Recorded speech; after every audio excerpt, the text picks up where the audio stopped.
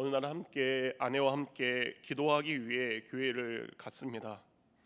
근데 그날은 오랜 시간 동안 아무런 기도가 나오지 않았습니다. 기도하는 것이 너무 힘들었습니다. 무슨 말로 기도를 이어가야 될지 몰랐습니다. 교회로 기도하러 가기 전 어느 성도님의 가슴 아픈 소식을 들었기 때문입니다. 강대상 앞에 무릎을 꿇고 그 성도님의 가족을 위로해 달라고 기도했지만 얼마 지나서 더는 아무런 기도를 드릴 수 없었습니다. 하나님께 묻고 또 묻지만 왜 이런 일이 일어나는지 모르고 이해할 수 없었기 때문입니다. 욥이란 이름의 뜻은 히브리어로는 핍박받는 자라는 뜻을 가지고 있습니다. 그리고 아카드어로는 나의 아버지는 어디 계신가 라는 뜻을 가지고 있습니다. 그 두 의미를 합치면 내가 핍박받고 있을 때 나의 아버지는 어디 계신가 라는 이름의 뜻이 될 수 있습니다.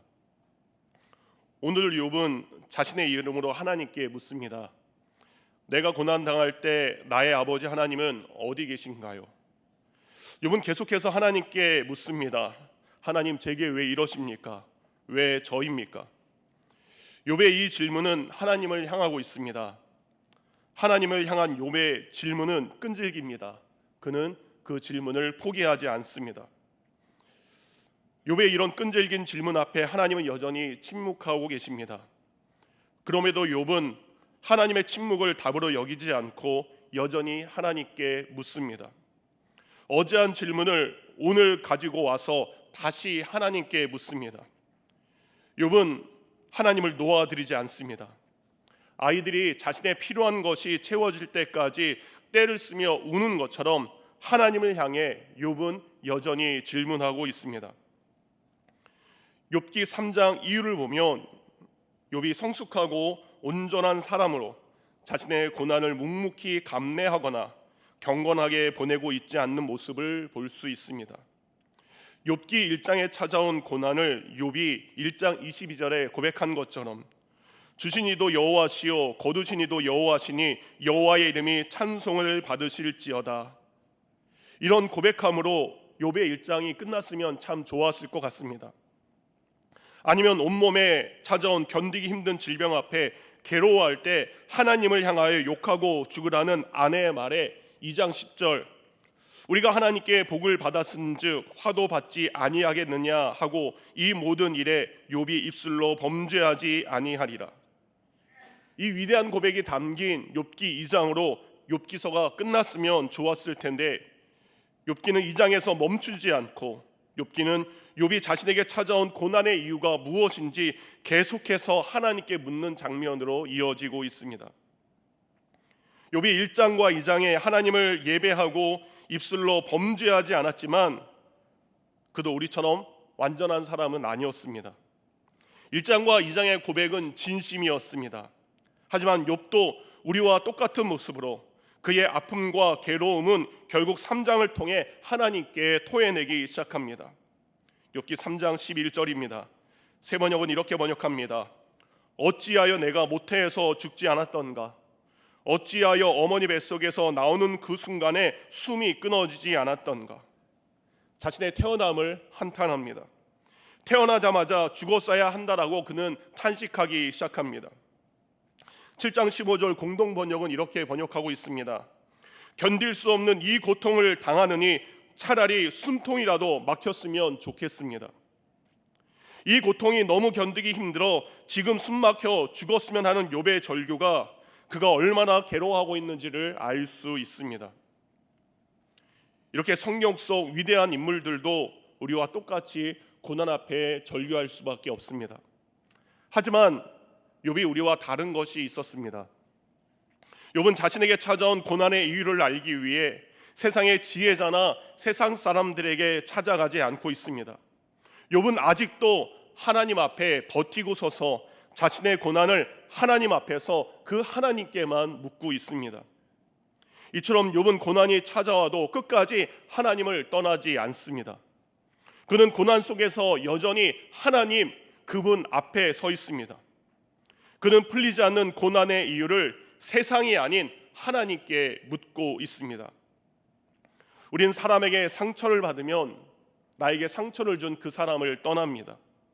나를 힘들게 한 그 사람, 내게 고통을 준 사람, 그 사람과 더는 대면하고 싶지 않습니다. 만나기를 거부합니다. 하지만 욥은 고난이 시작된 1장부터 하나님의 임재가 기록된 38장까지 끝까지 하나님을 떠나지 않습니다. 다른 사람들의 말은 필요 없습니다. 오직 하나님 앞에 묻고 또 묻습니다. 사람이 억울하면 법에 항변합니다. 재판을 열어서 누가 잘한 것이고 못한지를 따지려고 합니다. 그래서 오늘 본문을 보면 욥도 자신의 죄 없음과 억울함을 알리기 위해서 하나님을 법정에 소환하는 듯한 장면으로 나오게 됩니다. 오늘 보면 3절 현대인의 성경은 이렇게 기록하고 있습니다. 사람이 하나님과 논쟁한다고 해도 1000마디 묻는 말에 단 한마디도 대답할 수가 없다. 누가 감히 하나님을 법정에 소환할 수 있으며 설령 그것이 가능하겠습니까? 그래도 욥은 이렇게 재판을 열고 비록 재판 중에 하나님께서 욥이 묻는 1000마디 질문에 단 한마디도 대답하지 않는다 할지라도 그래도 재판이라도 열어서 자신에게 이런 고난을 주신 하나님의 뜻을 하나님께 친히 듣고 싶은 것이 욥의 지금 마음입니다. 그렇다면 욥이 이렇게 하나님께 계속해서 묻는 이유는 무엇일까요? 그것은 바로 억울함이라는 생각이 들 때가 있습니다. 우리 모두 부모님의 말을 듣지 않아 어릴 때 혼난 적이 있습니다. 이 벌이 우리의 잘못에 합당할 때 우리는 정당하게 여기지만 억울해하지 않습니다. 그리고 이렇게 생각합니다. 잘못을 저지르면 벌을 받는구나. 그런데 나이가 들면서 무엇인가를 분별할 수 있을 때 자신의 잘못의 크기와 자신이 받아야 될 벌의 크기가 자신의 생각한 것보다 차이가 나면 우리는 억울할 수밖에 없습니다. 나는 이 정도밖에 잘못하지 않았는데 자신에게 돌아온 것은 몇 배나 큰 벌이 찾아왔을 때 우리는 억울할 수밖에 없습니다. 자신은 분명히 옳은 일을 했습니다. 바른 일을 했습니다. 그런데 돌아온 것은 칭찬과 격려가 아니라 예상하지 못한 결과와 실패가 찾아왔을 때 우리는 억울해하고 분노할 수밖에 없습니다. 가족을 위해 한 일인데, 교회를 위해 한 일인데 오히려 따돌림과 질책을 당할 때가 있습니다. 지금 욥이 그렇습니다. 자신은 매사에 올바르게 살았는데 이렇게 모든 것이 변해버린 상황이 억울할 수밖에 없기에 욥은 하나님께 묻습니다. 그리고 또 묻습니다. 욥의 마음은 이렇다 보니 욥기 1장을 시작해서 오늘 본문 9장까지 계속해서 욥의 마음이 왔다 갔다 하는 것을 볼 수 있습니다. 3장에서는 죽고 싶다라고 했고 7장에서는 괴롭다고 빨리 죽여달라고 했던 욥이 9장에서는 갑자기 하나님을 높이는 장면으로 바뀌게 됩니다. 우리의 모습도 이와 같습니다. 어느 때는 하나님의 뜻이 있음을 깨닫고 믿음으로 반응합니다. 하지만 이해할 수 없거나 감정적으로 받아들이기 힘들 때 다시 하나님을 원망하고 멀리할 때가 우리에게 있습니다. 하지만 이런 욥이지만 그의 모습에는 아까 말씀드린 대로 일관적인 한 가지의 모습이 있습니다. 욥은 하나님께 사라진 것들에 대해 원망하지 않습니다. 내 자녀, 내 가족, 내 종들을 돌려달라는 기도를 그는 드리지 않습니다. 비록 하나님께 계속 호소하고 있지만 욥은 찾아온 고난 앞에 여러 현실적인 문제들을 바라보는 것이 아니라 그럼에도 불구하고 여전히 하나님만을 바라보고 있습니다. 처음에 말씀드린 대로 고난이 있어도 하나님을 떠나지 않고 그분 앞에 나옵니다. 해결할 수 없고 이해할 수 없는 문제들을 바라보는 것이 아니라 여전히 하나님을 바라보고 있습니다. 세상 사람들에게 문제의 답을 구하는 것이 아니라 여전히 하나님께 문제에 대한 답을 구하고 있는 것을 볼 수 있습니다. 이것이 욥이 38장에서 하나님의 임재를 경험하는 통로가 된 것입니다. 그렇기 때문에 오늘 본문을 보면 욥은 다시금 그동안 예배한 하나님께서 어떤 분인지를 잊지 않고 하나님이 자신에게 어떤 하나님인지를 회상하며 고백하는 장면이 기록되어 있습니다. 곧 지금 받은 은혜를 헤아려 보는 시간을 갖습니다. 지금까지 나와 함께 하신 하나님의 은혜를 한 가지씩 묵상해 보기 시작합니다. 그리고 지금까지 나와 함께 하신 그 하나님을 묵상하며 욥은 고백합니다. 하나님은 완전한 하나님이시며 나의 의로운 하나님이십니다. 그는 이전에 의로우신 하나님이 지금도 여전히 의로우신 하나님이심을 고백하게 됩니다. 지금은 진심으로 100마디, 1000마디로 하나님께 묻고 따지고 싶은 일들이 많지만 다시금 하나님을 생각하니 하나님의 의로우심 앞에 나는 한마디도 할 수 없다라고 그는 고백하게 됩니다. 이어서 욥은 하나님께서 이 땅의 산과 들과 바다뿐만 아니라 우주의 모든 별들까지도 다스리는 전지전능하신 하나님을 잊지 않고 고백합니다. 욥은 이전에 이 땅의 모든 것을 창조하신 그 하나님을 잊지 않고 그 하나님을 경배합니다. 자신 앞에 있는 산을 옮기시고 땅을 흔들시고 바다를 다스리고 우주의 모든 별을 만드신 그 하나님을 여전히 바라보게 됩니다. 그러기에 전능하신 하나님 앞에 내가 얼마나 작은 존재며 무지한 존재인지 인정합니다. 그리고 마지막으로 욥은 10절을 통해서 하나님 앞에 이렇게 고백했습니다. 세 번역입니다. 우리가 측량할 수 없는 큰 일을 행하시며 우리가 헤아릴 수 없는 기이한 일을 행하시는 분이시다. 하나님께서는 큰 일과 기적과도 같은 일들을 통해서 하나님의 백성들을 구원하시는 하나님이십니다. 출애굽 10가지의 재앙을 통해 그의 백성들을 애굽에서 구원하셨습니다. 광야 40년 동안 하나님의 백성들에게 세상 사람들이 먹지 못하는 만나를 주셨습니다. 세상 사람들이 보지 못했던 구름 기둥과 불 기둥을 그들에게 보내주셨습니다. 그리고 하나님의 아들이신 예수 그리스도를 통해서 이 땅 가운데 굶주린 백성들을 먹이셨습니다. 그리고 하나님께서 행하신 가장 큰 놀라운 일은 자신의 아들 예수 그리스도를 그의 피로 이 세상의 모든 사람의 죄를 용서하신 놀라운 일을 행하셨습니다.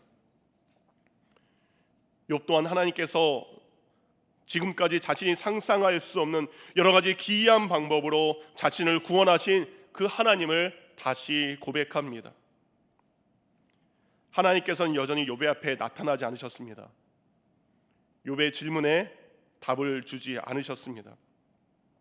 하지만 지금까지 하나님을 예배하는 자의 삶을 산 욥은 이전에 받은 하나님의 은혜를 잊지 않고 이전에 주신 그 행하신 일들과 그 말씀들을 통해서 하나님께 묻고 질문해 가는 그 일들을 여전히 하나님 앞에 나와 행하고 있습니다.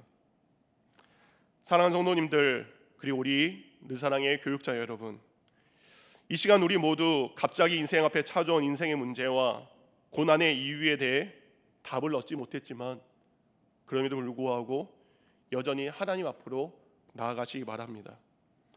여전히 하나님께서 아무런 응답을 들려주시지 않는 것 같지만 그럼에도 불구하고 그분 앞에 기도하며 그분 앞에 예배하시기 바랍니다. 이 세상 어떤 사람도 하나님께서 우리 인생에 주시는 고난을 완전히 설명할 수 없습니다.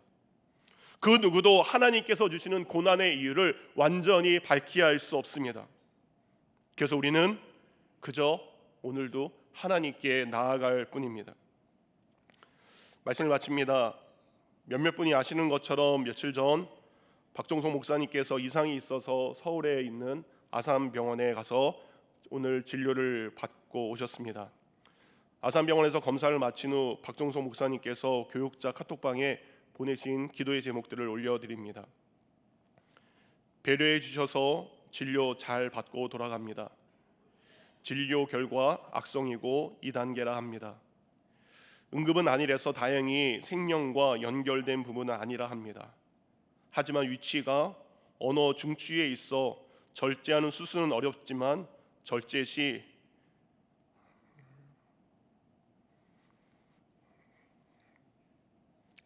장애가 올 수 있다라고 합니다.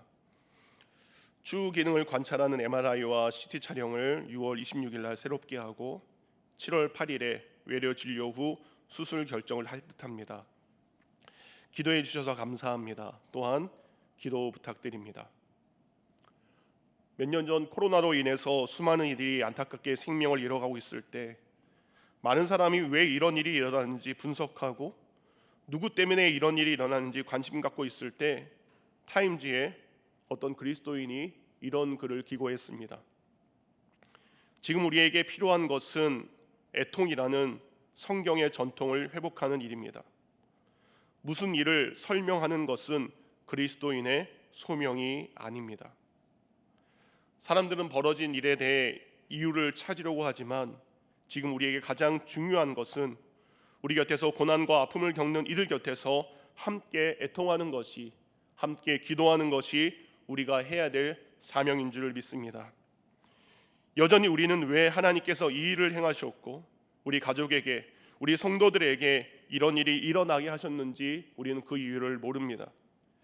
그 답을 하나님께 우리는 아직 듣지 못했습니다. 하지만 그 아픔과 절망을 가지고 우리가 찾아가야 될 분은 여전히 하나님이심을 믿습니다. 그렇게 하나님께 기도할 때, 하나님께 나아갈 때 하나님의 위로가 고통당하는 이들과 우리에게 임할 것을 경험하게 될 줄 믿습니다. 오늘 욥도 하나님께 고난의 이유를 여전히 듣지 못했습니다. 그렇지만 그는 하나님을 떠나지 않습니다. 그분 앞에 있으므로 그는 다시 하나님의 하나님 되심을 고백하게 됩니다. 언제 어디서든지 무슨 일이 있어도 하나님을 떠나지 않고 여전히 문제가 해결되지 않았음에도 불구하고 고난이 멈추지 않았음에도 불구하고 나를 안아주실 분, 그분은 하나님이시기 때문입니다. 사랑하는 성도님들의 그 기도의 제목들을 가지고 여전히 풀리지 않는 그 문제를 가지고 오늘도 주님 앞에 나아가 기도하는 늘사랑 가족이 되기를 원합니다. 그리고 사랑하는 박종석 목사님과 가족들에게 하나님의 은혜와 하나님의 긍휼과 하나님의 도우심이 임하시기를 함께 기도해 주시기 바랍니다.